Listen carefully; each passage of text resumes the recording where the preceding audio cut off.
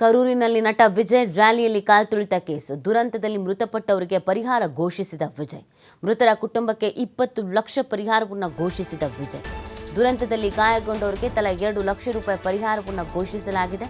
TVK ಮುಖ್ಯಸ್ಥ ನಟ ವಿಜಯ್ ಪರಿಹಾರವನ್ನು ಘೋಷಿಸಿದರು. 20 ಲಕ್ಷ ಘೋಷಿಸಿದ್ದಾರೆ. ಗಾಯಾಳುಗಳಿಗೆ 2 ಲಕ್ಷ, ಮೃತಪಟ್ಟವರ ಕುಟುಂಬಸ್ಥರಿಗೆ 20 ಲಕ್ಷ.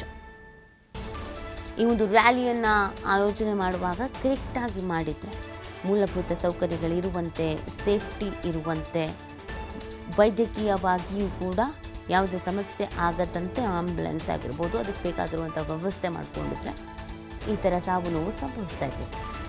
ಇದೀಗ ಮೃತರ ಕುಟುಂಬಕ್ಕೆ 20 ಲಕ್ಷ ಪರಿಹಾರ ಘೋಷಿಸಿದ್ದಾರೆ. ಗಾಯಗೊಂಡವರಿಗೆ ತಲಾ 2 ಲಕ್ಷ ಪರಿಹಾರವನ್ನು ಘೋಷಿಸಲಾಗಿದೆ.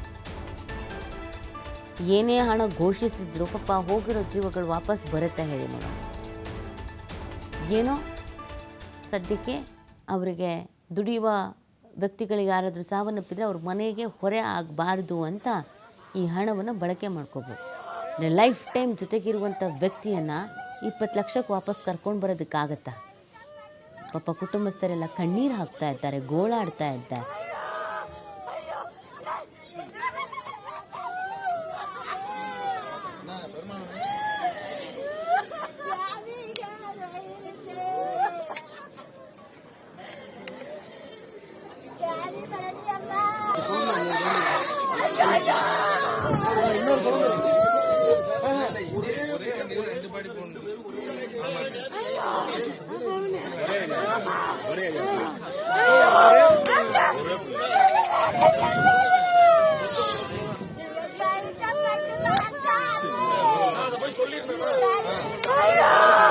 ஐயோ